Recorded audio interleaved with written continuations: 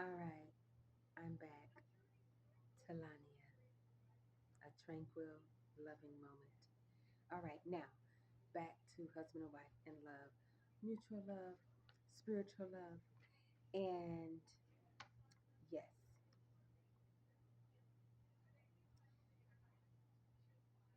Okay, so here they just want to talk about several different couples on this, but like I was saying, talking about my mom and dad, they've been married 30 years and 13 children, built their empire.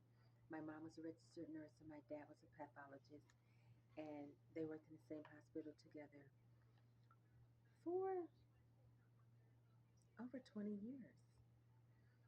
And my dad was a pastor and he had two churches. And my mom and dad, they were amazing, phenomenal people. They helped a lot of people and they were very encouraging, and they would go out of their way to help. And so here let's go to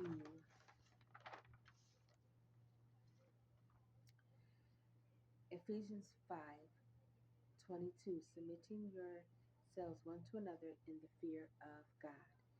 Wives, submit yourselves unto your own husbands as unto the Lord. For the husband is the head of the house, even as Christ is the head of the church, and he is the Savior of the body. Therefore, as the church is the subject of Christ, so let the wives be their own husbands in everything. And, we're told that we're the helpmate. Husbands, love your wives, even as Christ also loved the church and gave himself for it, that he might sanctify and cleanse it with the washing of water by the word, that he might present himself a glorious living sacrifice, not having a spot or wrinkle or any such thing, but that it should be holy and without blemish. So ought men to love their wives as their own bodies. He that loveth his wife loveth himself. So yeah, if your husband is not showing love, there you go. He's not loving himself.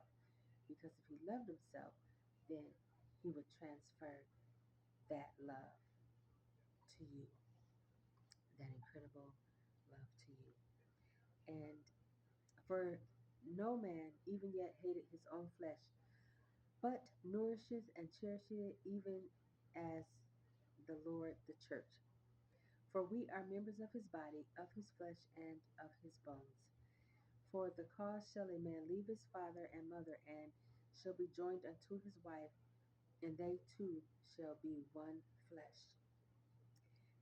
This is a great mystery, but I speak concerning Christ and the church.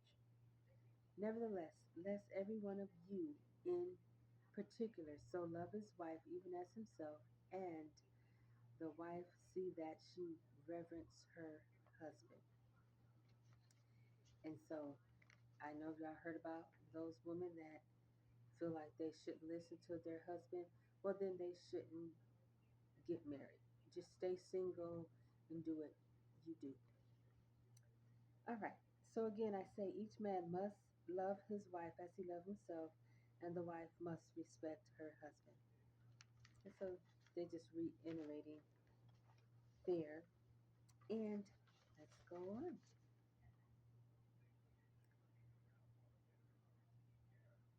In death, wives and mutual submission. And it's saying here, Paul begins his explanation of household codes with the matrix, in which everything that follows takes place, mutual submission. Each of the family work environment outlined in the coming verses take place under the umbrella of reverence for Christ and the members in the family. Submit to Christ and mutually to one another in covenant. But Paul still has particular commands in particular family members, often personalized and to keep mind specific temptations that husband and wives need to guard against. And you already know what that is: looking at someone other than your husband, looking at someone other than your wife, and thinking they have something. You know, people really think the grass is greener on the other side of the hill, and when they find out it's weeds, it's the worst thing you can imagine. And it's just bizarre to me when, you hear about the divorce and what happened and the cheating. And when you look at that thing they cheated with, that is in nowhere the level and comparison of their, husband or of their wife. I mean, it's just mind boggling to me. How on earth did you decide to step out?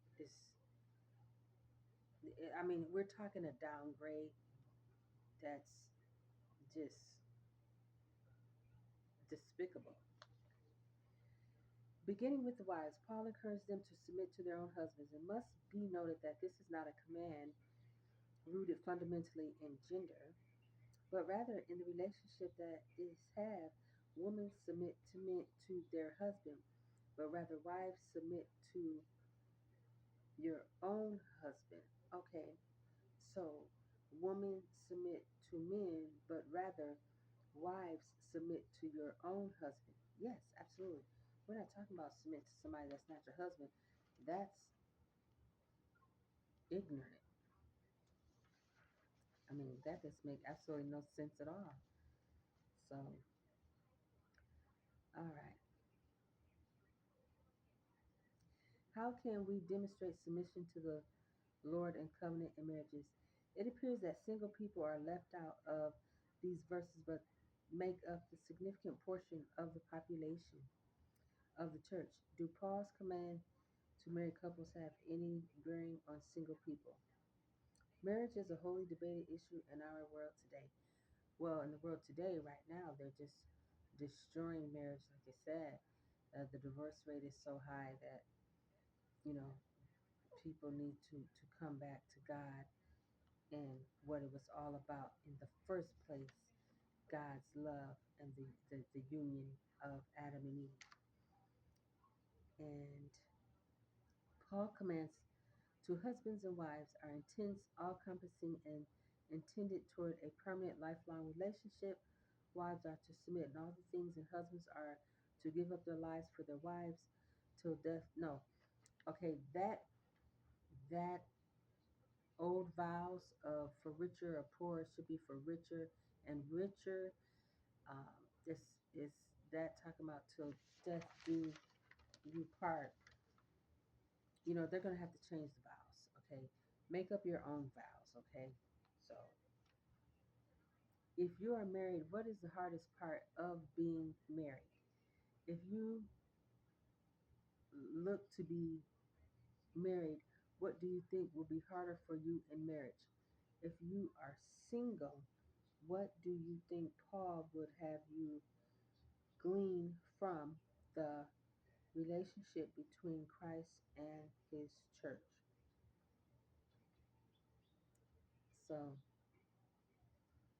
and why should husbands and wives submit to one another? Well, it's not going to work if they're not going to have honor and love. You know, it's not going to work if they don't do that. So, all of that entails it: respect, you know, um, communicating your differences and coming to the agreement, and knowing that the man is the head of the house, so not the woman. You know, if the woman leading and the man is following, that's rough. That's not going to work. So, all right, I just love this, and I'm going to elaborate some more on it in the questions that are in here. And personally, for me, Absolutely. I would not mind following the right one, because wasting time with the wrong one, it gets all confusing. It just becomes, you know, a nightmare. I mean, just for lack of better, I mean, it just becomes a nightmare when you get the wrong one. So let's not do that. So, all right, Earth Angels, I just want to share a piece of that with you on love, and you have a fabulous night.